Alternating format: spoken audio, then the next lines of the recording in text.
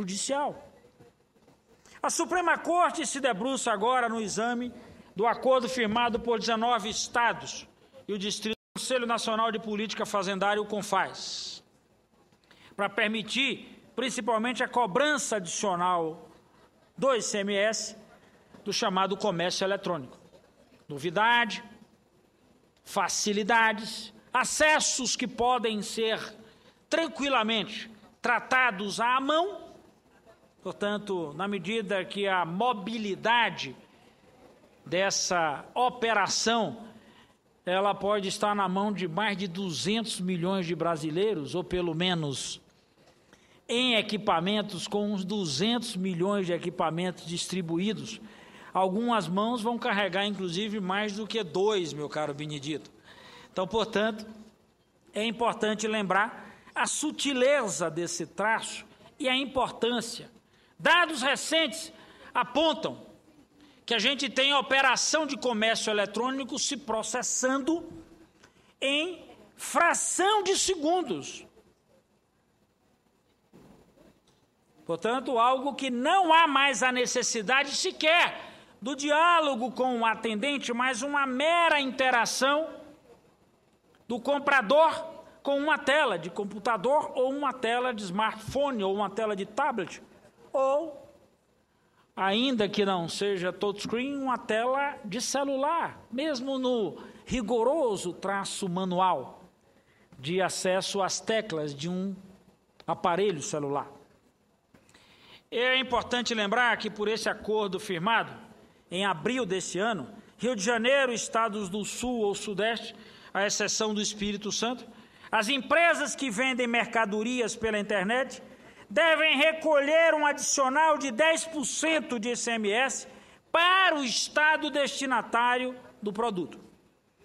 Se a mercadoria sai do Nordeste, do Norte, meu caro Randolfo, do Centro-Oeste ou do Espírito Santo, a alíquota cai para 5%.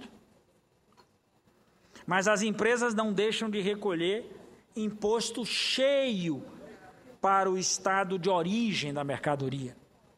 Ocorre que algumas empresas, para não onerar mais ainda os preços de suas mercadorias, conseguiram liminares na Justiça, liberando-as do recolhimento adicional de ICMS acordado entre esses estados.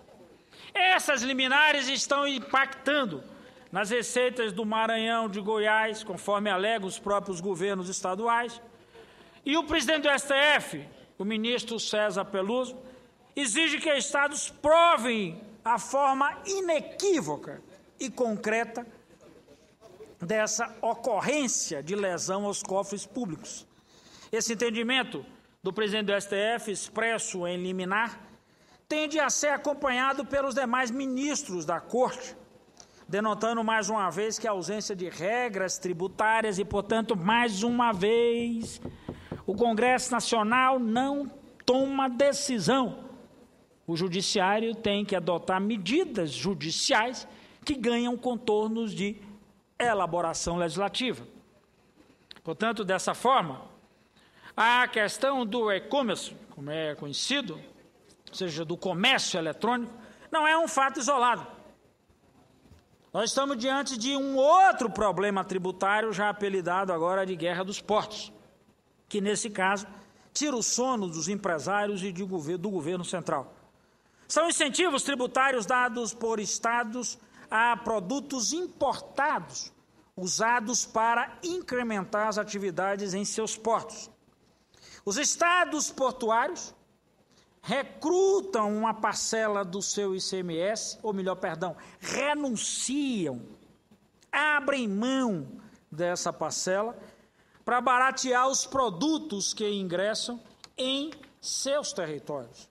É uma espécie de atrativo, abre mão de uma parte para chegar a outra. Mas onde é que entra a compensação?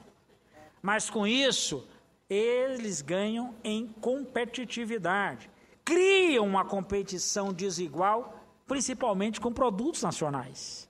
Portanto, você vai arrebentando a indústria e, de certa maneira, incidindo de forma muito clara na própria atividade comercial local.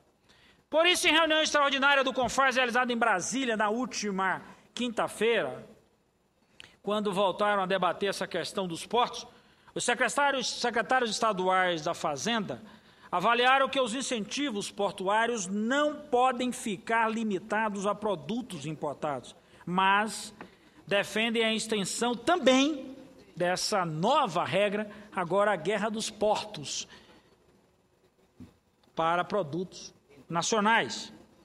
Embora agradasse aos empresários, esse diagnóstico não foi bem recebido, principalmente pelo governo central, pois levanta uma discussão sobre perdas e ganhos dos estados que poderia desembocar na necessidade de compensação pagas pelo poder central, pela União. E aí, mais uma vez, quero reafirmar aqui, sem nenhum problema, o governo central não gosta disso, Bené. Falar em abrir mão, em renunciar, em ceder para governo central, é mesmo que você assustar alguém. Então, não há nem conversa sobre isso. E é por isso que o governo central ficou um pouquinho aguçado com essa busca de organizar essa nova guerra dos portos a partir da estrutura do CONFAS.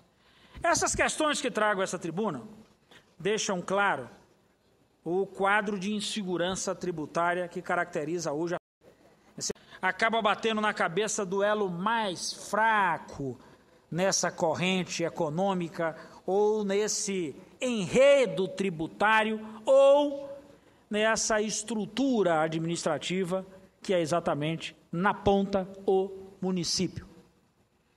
O Constituinte de 1980